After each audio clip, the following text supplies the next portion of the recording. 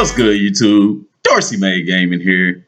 And I know this is a gaming channel, y'all, but with that being said, you can't really necessarily have a gaming channel, especially where we talk about games like Madden and NBA, without actually talking about the real life counterparts.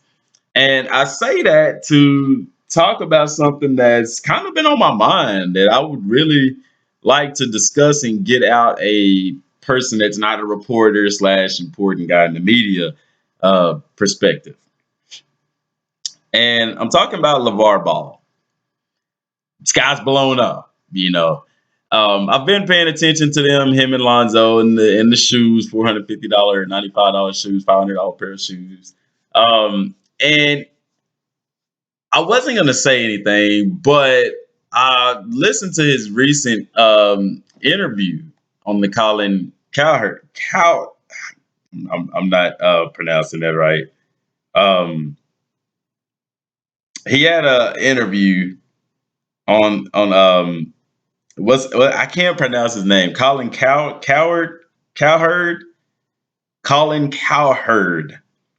Um, he had an interview on his show, Colin Cowherd show, the Cowherd show, with Kristine Leahy. Well, it was with Colin, but Kristine Leahy jumped in. Colin had asked Lavar, how many shoes had he sold? Or he was asking him about his shoes. And that's when Kristine jumped in and was like, how many had you sold? And Lavar, he just snapped back at her, you know. And, at first I was like, wow, but I continued to do research on it, and it actually turns out that she made some pretty out of the way comments about how he's raising his boys. She said, how him having three boys, what's the chances of three boys wanting to do the exact same thing and that their dad is making them do it, blase, blase. I was one of three boys. It was six of us, actually, three boys, three girls. And all three of us uh, wanted to play sports, wanted to play football too, and did. So yeah, there are guys out there who want to do the same thing, brothers that want to do the same things in life. Um, but at first when Laval came out, on the scene, I was like, listening to this guy, I was like, wow, man, he's like very arrogant. He's very self-centered in a way. But then my knowledge got to kicking in and what I know about the industry, and it made perfect sense. He made a comment on, I think it was First Take, or it was no, it wasn't First Take. It was whenever he was interviewing with Skip and Shannon um, on Undisputed, and he made a comment that resonated with me.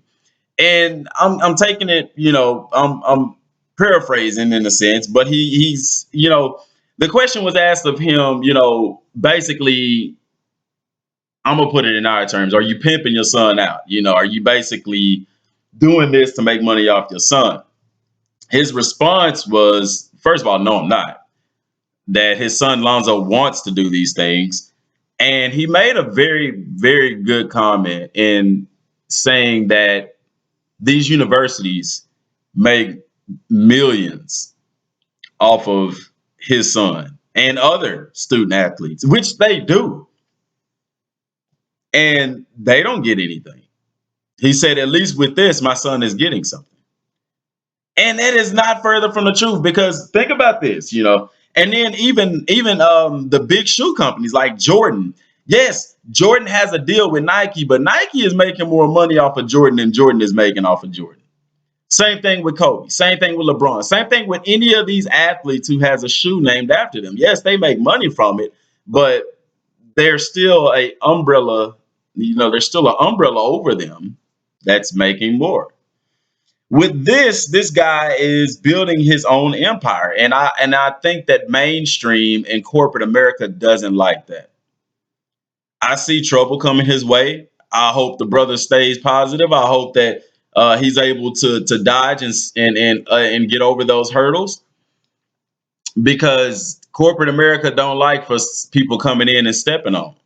Now, people that was outraged over a $450 shoe, which is crazy to me, because some of these same people aspire to drive $1 million vehicles. They don't say anything about Bugatti having $1 million, multi-million dollar vehicle. You know, some of these guys like Lamborghini and Ferrari, you know, having these 450, $500,000 vehicles. They don't say anything about Louis Vuitton or Michael Kors having $600-700 purses and things of that nature. But when this guy comes on the scene, I guess to them, it's like, who are you to want to charge us $450 for a shoe? Think about that. Louis Vuitton and them and stuff, they don't do advertising and stuff like that. Lamborghinis, and those are way overpriced. I bet you that's not the only pair of $400-500 shoes out there. It's not. So why is it such an outrage whenever this guy comes on the scene and says, "Hey, I want to do this"? Maybe because he's wanting to do it himself. Maybe because he's not falling in line the way that they feel he should fall in line. And at first, like I said, I was kind of skeptical. I was like, man, this guy is kind of crazy, man. But the more you listen to him and the more you see the bigger picture and how the media is trying to make him fall in line in a sense, and he's not going for it, and how corporate America does take advantage of these athletes and stuff. I'm not going to say take advantage because they do it willingly, signing up for $1 million contracts. And hey, if they offer me couple $1 million contracts, I'm in too. I'm not going to say I would turn that money down. But at the end of the day, he's doing this for himself. He's doing it for his sons and their future. So I can respect that. And, you know, the fact that he's pushing his kids and things of that nature. Here's what people have to understand. Those are his kids. And Leahy, the way that she was talking, like, oh my gosh, is that a threat? You know, I don't like that damsel in distress type because number one, he wasn't threatening her at all. Was he being rude to her? Yeah, but she kind of had it coming. You don't talk to a parent about how they raise their kids. You don't do that, especially not when they're around. And then when they're right there in your face, you want to play the victim. I don't like that. I don't agree with that. She kind of reminds me of Lauren from the Blades. You know, the white girl, blonde hair. I don't know why the media goes with white women with blonde hair. Now, let me tell y'all something. I'm not racist by any means, not at all. But it's weird how you have that stereotype, the white lady, blonde hair, damsel in distress. Nobody can say anything to her, type of thing, because if you go watch the interview, he wasn't threatening her at all. He wasn't being threatening at all. He wasn't. Now, was he being disrespectful? Yeah, but like I said, she kind of had that common with her remarks and things of that nature. Um, but if you go and watch the interview, and I'm not putting it on there for copyright reasons. I'm not trying to get a copyright strike on my page, but she it's something to see, man. It's something to see.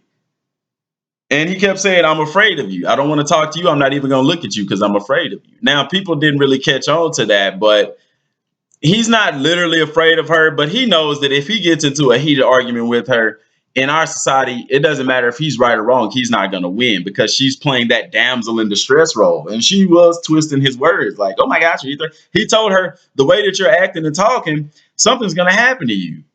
And he's not saying, and she was like, oh my gosh, so you're threatening me? You're threatening me. And this is the biggest part, y'all. She said, you're not, she told this man, you're not going to be successful because women aren't going to support your product, or you don't want women, or your product isn't for women. That's what she said. Now, let me set the record straight, y'all. How many NBA athletes that have shoes are for women also? Not a lot. I think Jordan has women's shoes. I don't know if there's any women versions of LeBrons or the Kobe's or anything like that. Also, there are plenty companies that are men only attire, you know, and that's what he said. That's what he told her. I'm not a women's company. My product isn't for women, and it's not. There are plenty products out there that are just for women. There are products out there that are just for kids, just for men. You see what I'm saying? And if you didn't think about that, you would be like, wow, he doesn't like women. See, she's trying to get the women against him. You see what I'm saying when she said that, you know. So you don't like women. You're not going to be successful because you're disrespectful to women. And he's like, no, he's not disrespectful to women, and that's what he said. I'm disrespectful to you. He's been disrespectful to her because she was disrespectful to him first. You see what I'm saying? That's insane, man. How many products out there are just for men or just for women? You see what I'm saying? There's a lot. There actually, you know, there's more. It seem like women products for women than there are for men. Cato's is a store. I don't know if y'all have a Cato's in y'all's area. Cato's, guess what? It's just women clothes in there.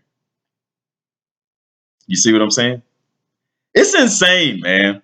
But all in all, man, I mean, I can relate to this guy, man. Like I said, I was one of the ones at first that was like, man, Lavar's stupid, man. This dude crazy. He don't know what the hell he doing. But he does, and he's genius in it. And he basically knows how corporate America operates, and he's taking advantage of that. He's using that, and you can't help but to support him. Now, can I afford his shoes? No, I couldn't. But if I could, I'm gonna be honest with you, I would probably buy a pair, not just to have I got a pair of the Zoes, because I'm not a big tennis shoe guy. I would buy a pair of his shoes to support him. I really would. I'm not even gonna lie. And especially in the minority community, you see somebody like that and they get down on them, they start talking down on them. Why, man? You got this guy that's trying to build an empire for his family. How do you think Lamborghini started? How do you think Nike started? How do you think a lot of these big time corporations started? The exact same way that Lavar Ball is starting Big Baller Brand. And for Leahy, guess what, lady? You don't have to like it. And he told her, you don't have to like it. I'm not here for you to like it. It's not for you. Every product is not for everybody, and that's the truth. But like I said, she's the blonde damsel in distress trying to she got clapped back on. She didn't like it, and so she's playing the victim, trying to get this brother in trouble. But I don't think it's gonna work because people see through that, man. People see through that. Some people. But at the end of the day, y'all go check it out, man. I've been kind of paying attention to what's been going on with this guy, you know. And as far as his kids, you know, people can say, "Oh, well, he's making his kids do this, making his kids do that." Let me tell you something, and I'm gonna leave on this. So listen closely. He is African American. His kids are black as well, because he's black. Maybe mixed with something I don't know. Regardless, it don't really matter. But had his kids been out gang banging, people would be like, why is he not being a father to his kids? They would label him as a write-off. But okay, let's say he is making his kids do this. They're not in trouble.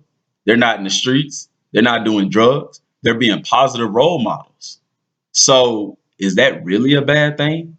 You see what I'm saying? See, it upsets me sometimes whenever, you know, you're not playing the role, you know, whenever you being a thug or a gangster, they want to write you off, you know, oh man, you know, you're a menace to society, but when he's doing something positive, they still try to find something wrong with it. You see what I'm saying? What's worse? Him telling his kids what to do and they doing it and being darn successful at it, or him just letting his kids run amok? Because they're not doing it. They're being very well behaved and everything. So I don't know. That's my thoughts, man. What are yours? That's all I got for right now, y'all. Till next time, and God.